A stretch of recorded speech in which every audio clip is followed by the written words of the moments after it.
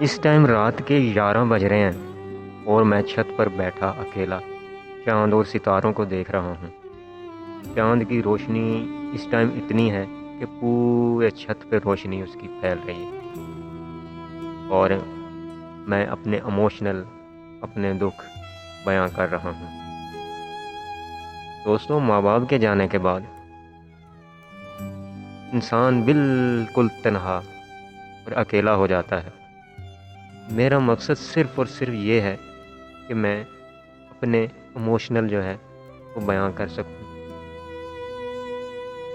ہمارے دکھی ہونے سے یا کسی کو بتانے سے واپس تو نہیں آ جاتے، لیکن ان کی یاد جو ہے ہمارے دل میں زندہ رہتی ہے۔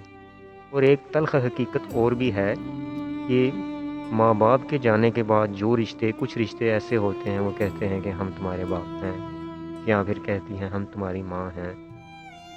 ایک چند دنوں کی بات ہوتی ہے اور منہ سے کچھ ایسے جذباتی الفاظ ہوتے ہیں جو وقتی طور تو نکلتے ہیں، لیکن اس طرح ہوتا نہیں ہے۔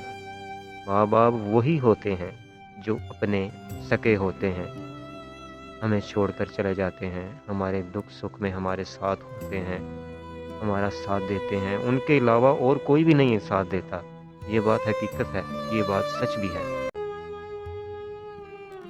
اور ان کے جانے کے بعد نہ ہی کوئی ماں بنتی ہے اور نہ ہی کوئی باپ بنتا ہے، بس وہ وقتی طور کے کچھ ایموشنل ہوتے ہیں جو لوگ ہمیں تسلی دینے کے لیے بول رہے ہوتے ہیں۔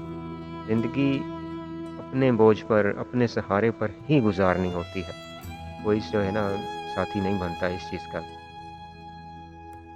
یہ وہ تلخ حقیقتیں ہوتی ہیں جن کا سامنا اولاد کو خود کرنا پڑتا ہے۔ میں اپنی ہر ویڈیو میں یہی کہتا ہوں کہ اگر آپ کے ماں باپ ہیں، آپ کے پاس ہیں، تو ان کی خوب خدمت کریں، ان کی خوب زیارت کریں، ان کے ساتھ بیٹھا کریں، وقت گزارا کریں۔ یہ وہ جھلکی ہے کہ پتہ ہی نہیں چلتا کس ٹائم کس وقت اوجھل ہو جائیں۔ اگر یہ اوجھل ہو جائے نا تو پھر زندگی میں پچھتاوے کے علاوہ کچھ بھی نہیں رہتا۔